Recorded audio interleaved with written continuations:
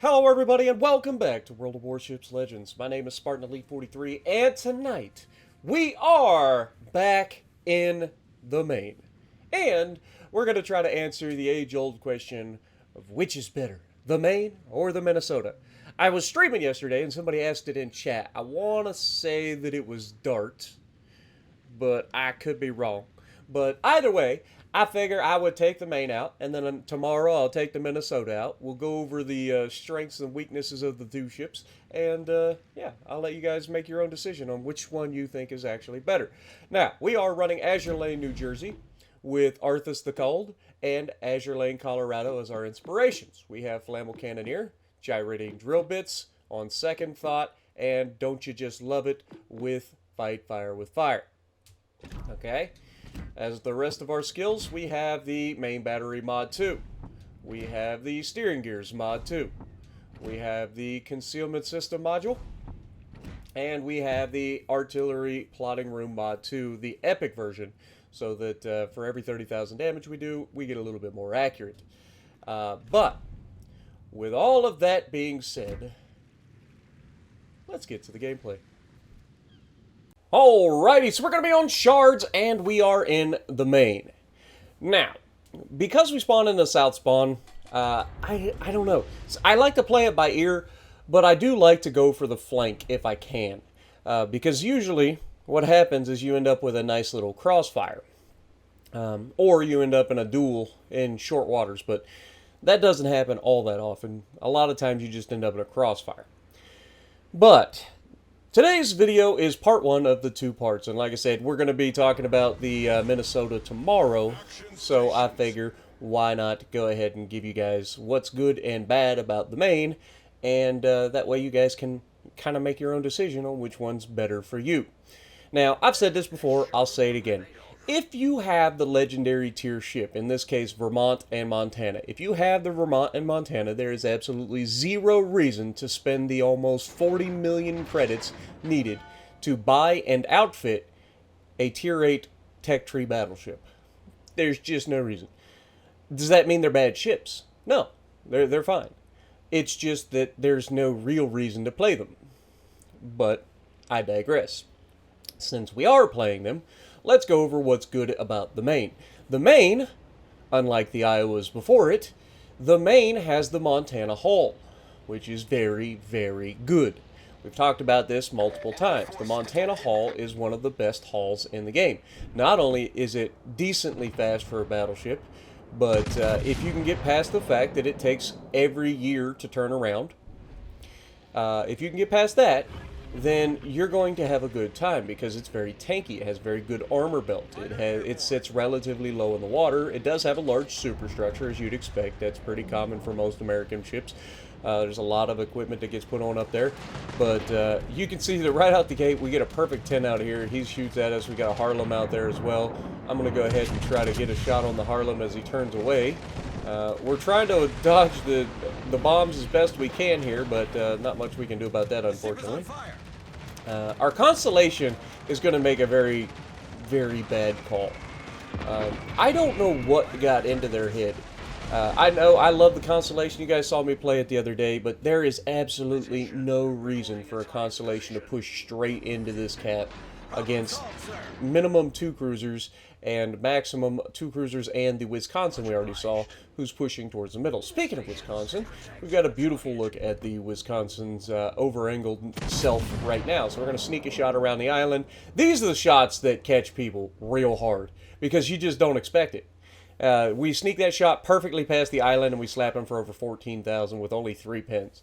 Now, you might notice I am running Arthas on this, so that's why we got the Catapult Fighter. Again, a lot of people ask me about this all the time. Oh, I thought it was the spotter plane. No, it's Catapult Fighter. While your Catapult Fighter is active, you get a 20% up to a 20% boost to damage output. Anyway, now that we've got that out of the way, because that is something that always gets asked, we take a shot at the Otago here, not really expecting to get much because he was stopping and he's probably going to be able to reverse and get out of the way of that. But the good thing about the Maine is it's got really good firepower. It's got 10 guns, not 12 unfortunately, but it's got 10 guns of American 16-inch 50 caliber guns, right? Like, they are fantastic. These are the Iowa guns. They're the Montana guns. Like, you're not going to have a bad time with them. They're fantastic. Perfect 10 out here is dodging, duck diving, and weaving.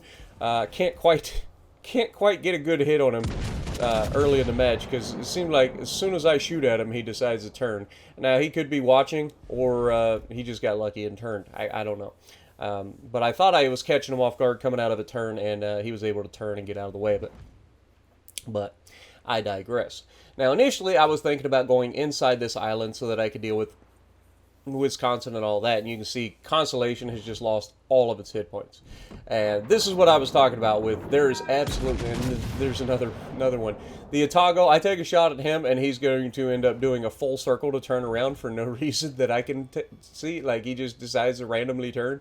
But I also want to kind of point out the fact that you got the Utna Pishtim on our team that is just doing God knows what back there. Remember what I said about the Utna? It is literally a flanker. That's its whole purpose. That's the only reason it exists. You want to get on the outside edges. You want to get those beautiful crossfires set up, and you want to be aggressive with that thing. 27 millimeter bow. 30 millimeter bow. I think. I don't think it has 32. I think it's 30. But either way, it's got a tanky bow. It's all of its firepower's at the front. That Otago got real lucky there. We only landed 3 shells, and that was the Arthas. If any of those had hit a Citadel, he's probably dead. But yeah, it gets lucky. Unfortunately for my Constellation, who's sitting in broadside to everything, he's not long for this world. Shocker. But as we push around to the corner, the reason I'm pushing around this far is simple. My team is not going to be around to help me. So I need to limit who can shoot me, as best I can anyway. And I also need to try to limit their abilities to get on around me. The last thing I want to do is have to deal with cruisers behind me, right? Teammate, you can see I'm asking for this teammate to push forward as well and help me on our flank, because I'm assuming he's shooting at the middle of the map, but there's no guarantees. I don't know what he's doing. Again, he is a flanker. The fact that he has not moved from his spawn does not give me a lot of hope for his ability to play the game. But anyway, as I get back out here, the Harlem is begging for it. And again, these guys are going to dodge me. This is where now he's pushing forward. He is in a perfect crossfire for this Harlem. Look at the shot that he can potentially get. As long as he can aim over the island, like this Harlem is full broadside to him. And I'm pretty sure he catches him right here. Look at the shot. Blam! Okay, that wasn't the one. I think he was shooting HE on that one too, which is sadness. Again, that thing is so nasty. Such good AP. Cruiser killer, as I said. But Harlem is absolutely begging for it. Between him and the Otago, like, they're getting me set on fire quite a bit. But again, not the worst case scenario. Our biggest threat is going to be all the torpedoes, right? The fires aren't really the biggest issue. When you have fire with fire, but you can see the planes coming in. We got torpedoes coming from the Otago on our right. We're going to try to put ourselves out here and get rid of the Harlem. You saw the Harlem take a big hit from the Utna. And again, this is what I was talking about. Like, he's now put himself in a position where he can assist with those crossfires, even if he didn't move early. But the other thing he's doing is capturing the base, okay? That base capture is going to go a long way into making it look like he did something useful, because for the most part, he doesn't.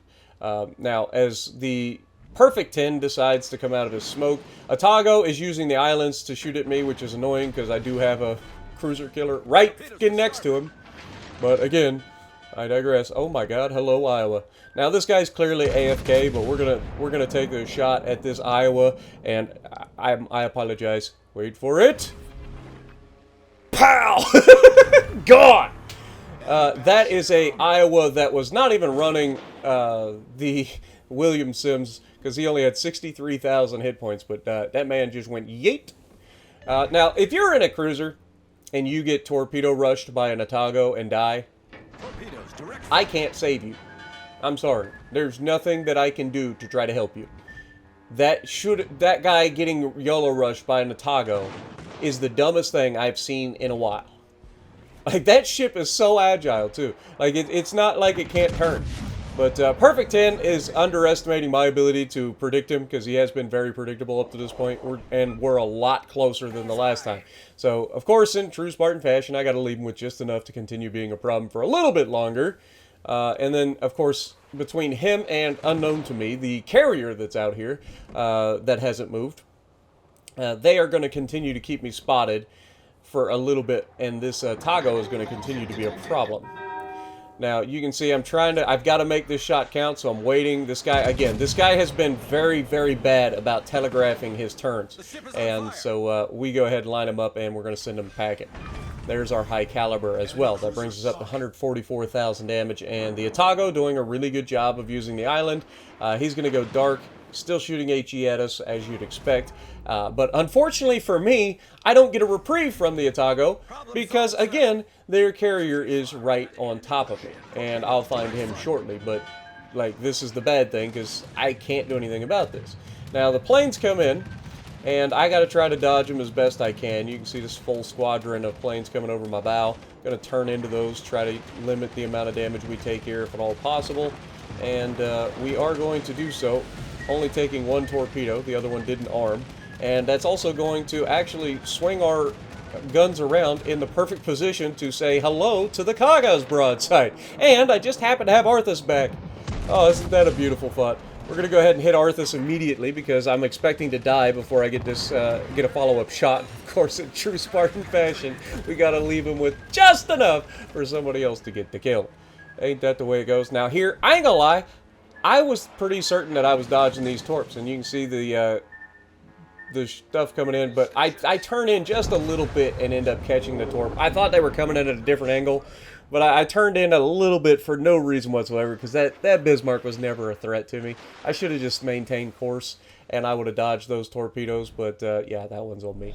But still, we put up 197,000 damage, and we basically did everything on our side. The only thing we didn't get was the Atago, and we half-healthed that man. So, to close before the end of this game, I personally prefer the Maine over the Minnesota. We'll go over what makes the Minnesota good and bad in tomorrow's episode, but I personally prefer the Maine over the Minnesota because of its movement, its ability to get around.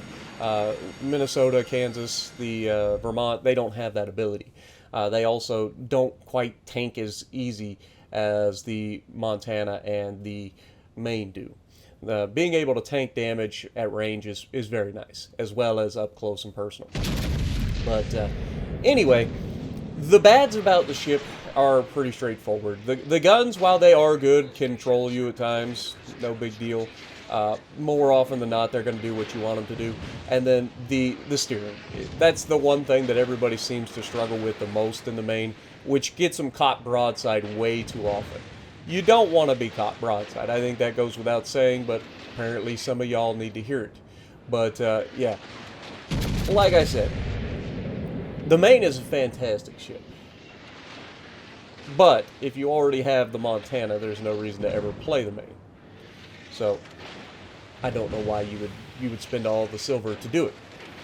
But, if you want to play the Maine, then you'll have a good time most of the time. You'll find that it is a step up from the Iowas in survivability specifically, and it gives you an extra gun of firepower, which is always nice. But you do have to give up a little bit more of your broadside in order to get that firepower, which can be a bit of a problem if you don't know how to do the Dreadnought Shuffle.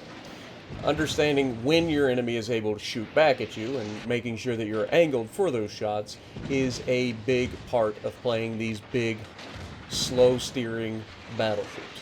You must learn it, okay? You have to. So, as the Bismarck goes down, we managed to pull off the victory as a team. Thankfully, the right side of the map did pretty well, but 197,000 damage, Confederate high caliber, and a dev strike on the Iowa in the most brutal fashion, with 3,340 base XP, showing the Maine is a pretty solid ship. Let me know what you guys think down in the comments below. Do you agree? Do you disagree? And if you like what I'm doing, punch a like button, subscribe to the channel if you haven't already, and as always, I will see you in the next video.